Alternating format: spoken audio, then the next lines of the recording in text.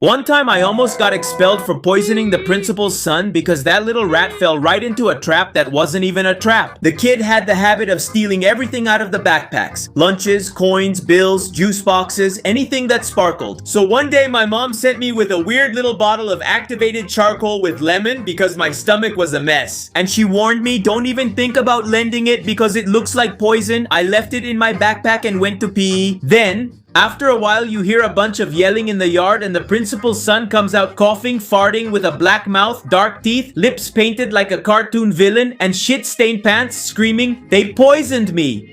When the principal found out, they almost sent me into exile, but they checked the cameras and it was clear as day how the little angel did it. He used to steal my little bottle and chug it, so they didn't expel me, but they stopped calling him Principal Junior and started calling him the Principal Honey. The principal's son ended up confessing to stealing with a black mouth and messed up pants. From there, we moved on to another dangerous stupidity where a little firework fell inside someone else's car. One time, my cousin Sardina threw a little sparkler through a car window because we were playing with sparklers.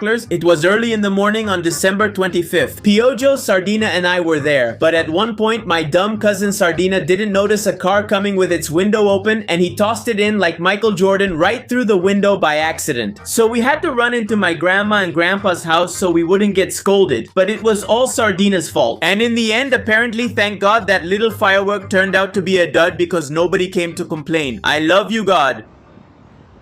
I love you, God. I trust in you.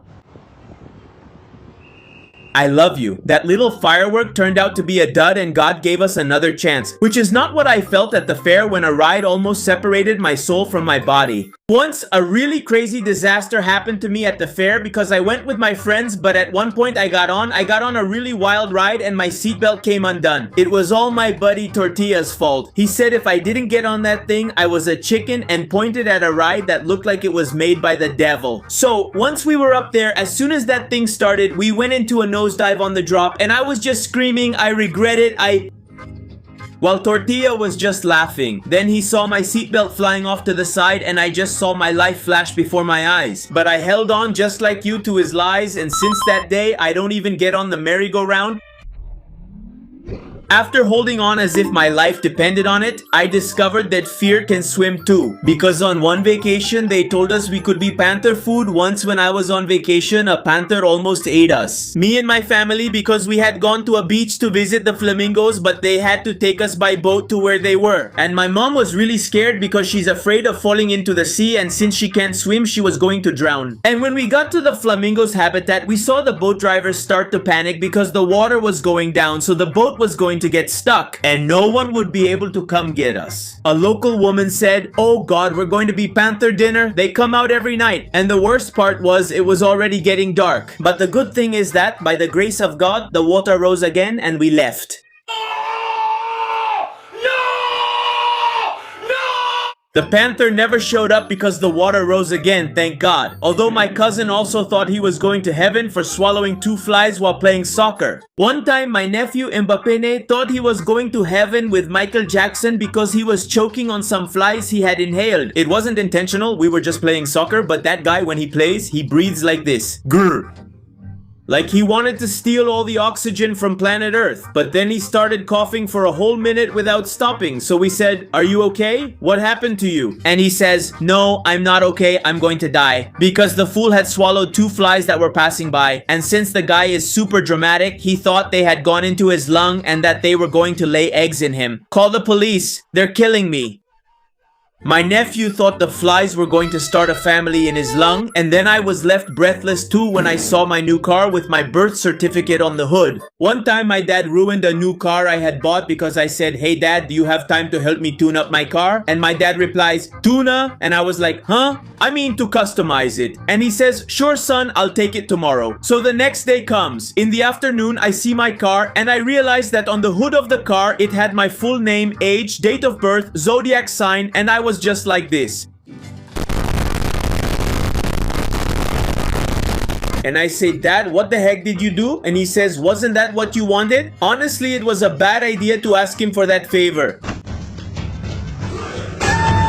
My dad turned my car into a giant ID card on wheels, and my cousin Pancho took the drama to another level. Believing that even the Holy Spirit was watching him once, my cousin Pancho swore that the Holy Spirit was his enemy. Because according to him, every time he did something wrong, bad things happened to him. Like his Choco Clapio would burn, his internet would go out, or a bee would sting his butt, and that wasn't all. He said that in his dreams, a dove would spy on him from the corner, and I laughed because that guy is crazy and huge. And that day, he wrote a defiant letter and left it on the altar. But the next morning, he woke up surrounded by doves at his window. But it was because he left sweet bread open on the bed and calling on the phone. You could say Pancho woke up surrounded by pigeons for leaving sweet bread open. Meanwhile, I surrounded myself with lies all by myself. When I pretended I had gone to Disney once, I fooled my whole class into thinking I had gone on vacation to Disney. Because I started uploading photoshopped pictures of me and my family at the park to Facebook. And in the description I wrote, "Wow, I'm in Disney, this is so beautiful." I thought I could speak English, but I actually couldn't since I used Google Translate. But then I go back to my class on Monday and they start asking me, "How was your trip to Disney?" And I'm like, "What trip?" And then I remember my little joke and I say, "It was awesome. I met Lightning McQueen, but actually it was all a lie because I had stayed home cleaning my house and my dog Mickey's poop."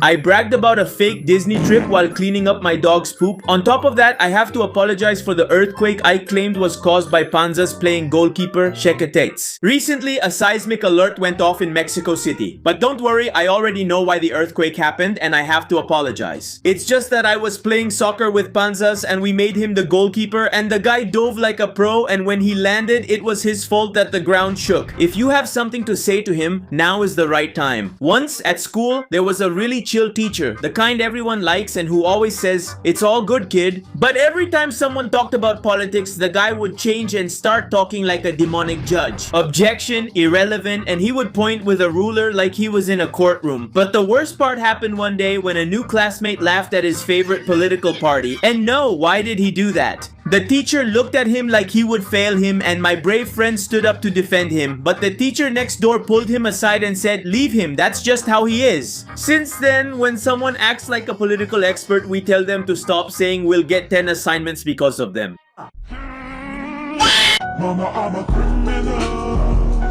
Mama, I'm a criminal. Subscribe!